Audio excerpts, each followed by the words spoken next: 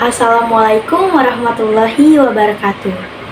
Saya Riri Putri Mulyani, mahasiswi Bimbingan dan Konseling dari Universitas Indraprasta PGRI dengan NPM 2021 01500 641. Tujuan pembuatan video ini dalam rangka memenuhi tugas akhir yang diberikan oleh dosen pengampu pada mata kuliah metodologi pembelajaran, di mana kami diminta untuk memberikan suatu layanan yang terdapat di dalam BK, yaitu layanan penguasaan konten.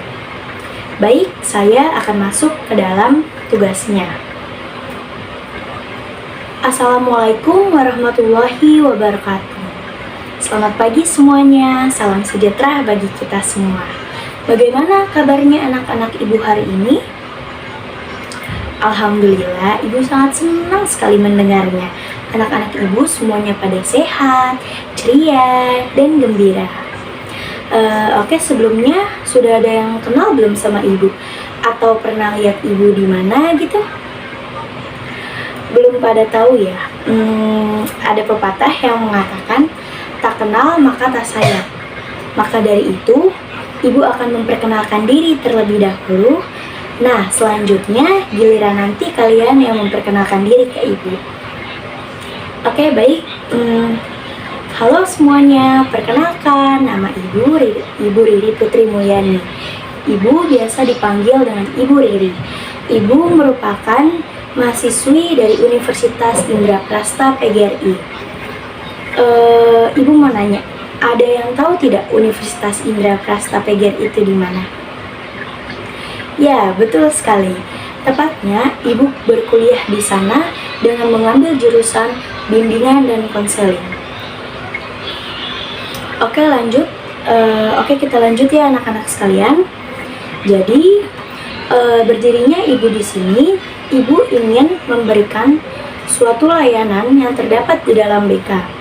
Apa itu layanannya? Layanannya adalah layanan penguasaan konten. Oke, sebelumnya ibu mau nanya nih, ada yang tahu tidak layanan penguasaan konten itu apa? Belum pada tahu ya? Baik, ibu akan menjelaskan. Jadi, layanan penguasaan konten adalah layanan bantuan yang diberikan oleh individu maupun kelompok untuk menguasai kemampuan ataupun kompetensi tertentu melalui kegiatan belajar.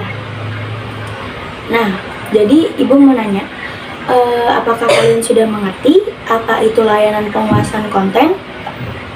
Atau ada yang ingin ditanyakan anak-anak sekalian? Oke, baik. Misalnya pertanyaan gini, Bu, mengapa sih layanan penguasaan konten itu penting? Atau misalnya contohnya lagi, Bu, apa sih manfaat atau tujuan dari layanan penguasaan konten? Ada yang ingin bertanya? Baik, ibu akan jelaskan. Jadi, layanan penguasaan konten itu sangat penting bagi para individu. Nih, anak-anak sekalian, dengarkan ya.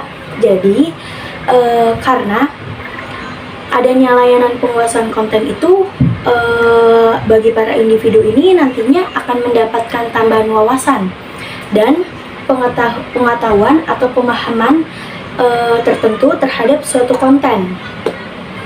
Nah, tidak hanya itu anak-anak sekalian. Jadi, di dalam layanan penguasaan konten ini, individu juga dapat diarahkan kepada penilaian atau suatu sikap bagaimana cara untuk menguasai kompetensi tertentu pada suatu konten. Dan di dalam layanan penguasaan konten itu juga nanti individu itu dapat menyelesaikan permasalahan-permasalahan yang ada dalam dirinya. Nah, jadi itu tadi penjelasan dari ibu mengenai layanan penguasaan konten. Apakah anak-anak sekalian sudah mengerti apa itu layanan penguasaan konten?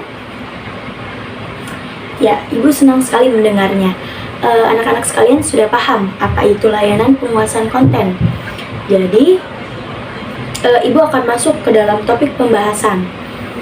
Jadi di sini pada hari ini Ibu akan menjelaskan topik pembahasan mengenai materi minat dan bakat. Sebelumnya Ibu mau tanya nih, sebelum kita masuk ke materi ya, ada yang sudah tahu belum pengertian minat dan bakat? Oke, baru sebagian ya yang tahu. Jadi gini, minat dan bakat itu merupakan dua hal yang berbeda, bukan satu hal yang sama. Jadi bakat itu merupakan suatu potensi yang dimiliki seseorang sejak lahir. Jadi bakat ini merupakan suatu potensi bawaan yang dimiliki seseorang sejak lahir. Berkat bakat ini, seseorang dapat mempelajari atau membuat suatu hal yang baru dengan waktu yang sangat cepat, dan hasilnya lebih baik dibandingkan dengan orang lain. Nah, misalnya ada bakat menari, ada bakat menulis, ada bakat bernyanyi, dan ada bakat melukis. Kemudian Ibu akan menjelaskan lagi nih, di dalam bakat ini tuh ada jenis-jenisnya. Ada 5 jenis bakat. Yang pertama, ada bakat umum. Yang kedua, ada bakat skolastik. Yang ketiga, ada bakat mekanik. Keempat, ada bakat khusus. Dan yang terakhir, ada bakat abstrak. Nah, halo semuanya anak-anak, masih semangat kan? Kalau masih semangat, Ibu akan menjelaskan lagi nih. Ibu akan kupas tuntas kelima jenis bakat ini. Jadi, Ibu akan menjelaskan satu persatu ya anak-anakku. Jadi yang pertama itu ada bakat umum. Bakat umum itu suatu kemampuan dasar yang dimiliki seseorang. Jadi di bakat umum ini tuh semua orang memiliki. Karena contoh bakatnya ini misalnya bakat berbicara, bakat berjalan, dan bergerak. Kemudian yang kedua tadi ada bakat apa yo? Ya betul, bakat skolastik. Nah, bakat skolastik ini merupakan suatu bakat yang memadukan antara kata-kata atau logika dengan angka-angka. Nah, bakat ini itu cenderung mempelajari sebab akibat, pola sebab akibat, pola berpikirnya itu pola berpikir sebab akibat. Dan orang-orang yang memiliki bakat ini tuh pandangan hidupnya tuh bersifat rasional. Kemudian yang ketiga tadi apa? Ya, bakat mekanik. Bakat mekanik yaitu suatu potensi yang berhubungan dengan prinsip-prinsip mekanik. Konon katanya orang-orang yang memiliki bakat ini tuh nantinya seseorang tersebut bisa menjadi seorang peneliti ataupun pekerja di bidang otomotif. Nah, terus yang keempat tadi apa ya? Ibu lupa. Oh iya, ya benar sekali. Bakat khusus atau talent adalah kemampuan bawaan yang dimiliki seseorang, kemampuan khusus. Dan jika misalnya kemampuan ini dikembangkan, hasilnya akan lebih baik. Terus orang-orang yang mempunyai bakat ini tuh kalau misalnya dikembangkan akan muncul sebagai suatu kemampuan yang baik dan berjalan sesuai dengan potensinya. Nah, yang kelima tadi apa anak-anakku? Ya, bakat abstrak. Bakat abstrak ini merupakan suatu potensi yang berhubungan dengan ini: diagram, pola, ukuran-ukuran yang sesuai porsinya. Misalnya orang-orang dengan bakat ini tuh nantinya tuh akan menjadi desainer misalnya cita-citanya. Ibu mau tanya, di sini ada nggak yang cita-citanya jadi desainer? Baik, nanti gampang ya jadinya ibu pesen baju ke kalian aja. Oke. Ada yang mau ditanya nggak? Ada yang ingin bertanya nggak tentang materi mengenai bakat? Ada yang ingin bertanya? Baik, kalau tidak, Ibu akan melanjutkan ke materi minat. Nah, minat ini dapat mengarahkan seseorang untuk tetap fokus atau menggeluti sesuatu bidang ataupun aktivitas yang mereka sukai. Nah, di minat ini, seseorang tersebut melakukan aktivitas atau bidang yang mereka sukai itu bukan karena keterpaksaan, melainkan mereka itu suka menjalankannya dengan rasa puas dan senang. Kemudian, jenis-jenis minat itu ada dua. Ada minat vokasional sama minat avokasional. Nah, anak-anak sekalian masih tetap semangat kan? Baik, yang seperti yang tadi sudah Ibu bilang sebelumnya, bahwasannya minat dan bakat itu merupakan dua hal yang berbeda. Nah, apa sih Bu perbedaannya?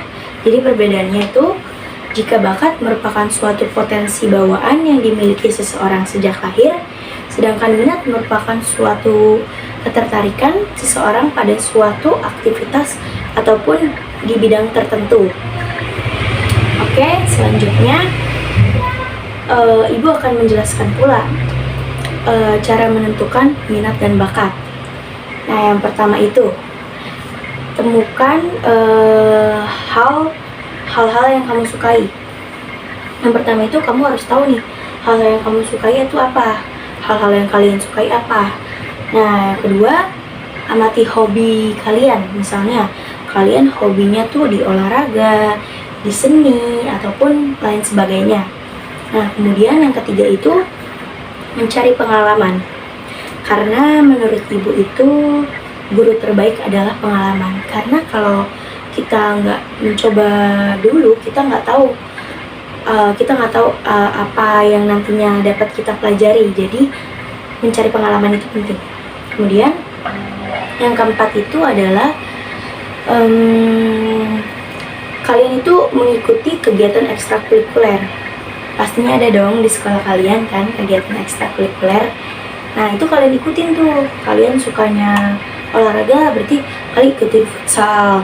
Kalian suka seni, kalian ikuti misalnya bernyanyi, terus mading, karya ilmiah. Nah, kemudian yang terakhir itu, temui poin plus dalam diri kamu. Karena kalau kamu ingin menentukan minat dan bakat, pastinya kamu akan tahu terlebih dahulu apa sih poin plus nih, misalnya dari dalam diri gue misalnya gitu kan, apa sih poin plus dalam diri saya, pastinya kalian tahu. Nah, dengan begitu kalian dapat menentukan minat dan bakat yang kalian punya. Kemudian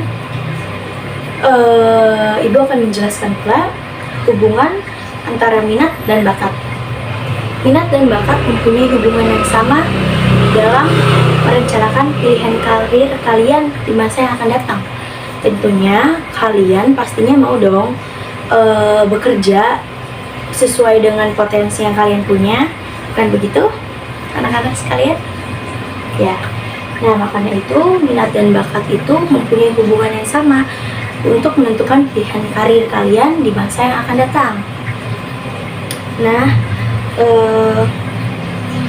berhubung keterbatasan waktu, maka dari itu Ibu akan akhiri pertemuan di hari ini. Ibu berharap kalian semua itu dapat mengetahui minat dan bakat yang kalian punya, dan kalian itu dapat mengetahui juga pentingnya minat dan bakat yang kalian punya. Jadi memang penting mengetahui minat dan bakat sedari kecil. Mungkin hanya itu saja yang bisa Ibu sampaikan. Kurang lebihnya Ibu mohon maaf, dan Ibu sangat terima kasih sekali kalian sudah mendengarkan. Wassalamualaikum warahmatullahi wabarakatuh.